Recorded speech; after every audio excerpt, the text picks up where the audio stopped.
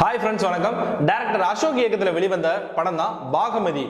பாகுமதியில் யார் யார் நடிச்சிருக்காங்கன்னா, நம்ம அனுஷ்கா ஷெட்டி, உன்னி முகுந்தன், ஜெயராம், இந்த மாதிரி செவரல் கேரக்டர்ஸ்லாம் நடிச்சிருக்காங்க. பாகுமதியோட கதையை பற்றி பார்த்தோன்னா, அனுஷ்கா ஷெட்டி வந்து ஒரு ஐஏஎஸ் ஆஃபீஸராக இருக்காங்க. அவங்க வந்து ரொம்ப நேர்மையான ஒரு ஆஃபீஸராக இருக்காங்க. ஆக்சுவலாக வந்து நம்ம சகாயம் ஐஏஎஸ் கதைலாம் அதில் கொஞ்சம் அடிக்கடி கொஞ்சம் கலந்து போட்ட மாதிரி இருக்குது. ஸோ படம் வந்து அந்த அவங்க நேர்மையும் அவங்க இதையும் பாராட்டி நம்மளே கிஃப்ட் எடுத்து தேட்டர்லேயே கொடுக்கலான்ற மாதிரி ரொம்ப நேர்மையாகவே இருக்காங்க.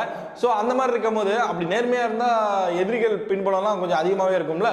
ஸோ வந்து எதிரிகள் வந்து இவங்களை வந்து எப்படா மடக்கிறது, இவங்களை எப்படா நம்ம வழிக்கு கொண்டு வர்றது அப்படின்னு என்னென்னமோ திட்டம் போடுறாங்க அவங்க. ஆனால் எல்லாத்துலேயும் வந்து சேதுபதி ஐஏஎஸ் மாதிரி நல்லா ஸ்ட்ரிக்டான ஆஃபீஸராக இருந்து அதெல்லாம் முடியாது அப்படின்னு தடுத்துறாங்க. ஸோ வந்து என்னதான் பண்ணுறது அப்படின்னு இந்த அம்மாவை கடத்திட்டு போயிட்டு ஒரு கோட்டையில் போடுறாங்க. அந்த கோட்டை வந்து ஏற்கனவே வந்து பாலடைஞ்ச கோட்டையாக இருக்குது, பேய் கோட்டை. ஸோ பேய் படனாவே எப்படினாலும் ஒரு கோட்டை வந்துடும், ஒரு ஊருக்கு ஒதுக்குப்புறமா ஒரு பேய் வீடு கண்டிப்பாக இதுக்குனே கட்டி வச்சிருப்பாங்க. அதுலேயே வந்து ஒரு போய் அனுஷ்கா வந்து போட்டுடுறாங்க. போட்டோன்னே அனுஷ்கா வந்து ஐஏஎஸ் ஆஃபீஸரில் வேற மாடுலேஷனில் இருக்காங்க. அப்படியே உள்ளே போட்டோன்னே டக்குன்னு சுடிதார் அதெல்லாம் போட்டு மாறிடுறாங்க. எப்படி மாறுறாங்க அதெல்லாம் தெரில, பட் ஆனால் வந்து மாறிடுறாங்க. அந்த அருந்ததி படம் இருக்காங்கல்ல, ஃபர்ஸ்ட் வந்து ஐஏஎஸ் சகாயம் ஐஏஎஸ் கதையை எடுத்துட்டு ரெண்டாவது வந்து அருந்ததி படத்துக்குள்ள போனால் எப்படி இருக்கும் அந்த மாதிரி இருக்கு. அந்த கோட்டையில் வந்து பேயா இருக்கு, பேயிலேருந்து எப்படி தப்பிச்சு வெளில வராங்க. இதுதான் பாகுமதி கதை.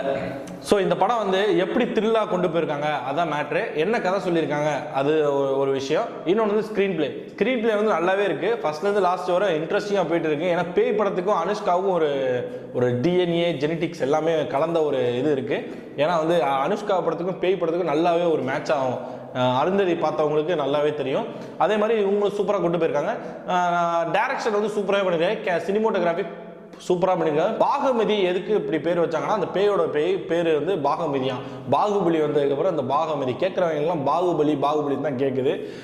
அட்வர்டைஸ்மெண்ட்டும் பாகுபலின்னு தான் சொல்கிறாங்க.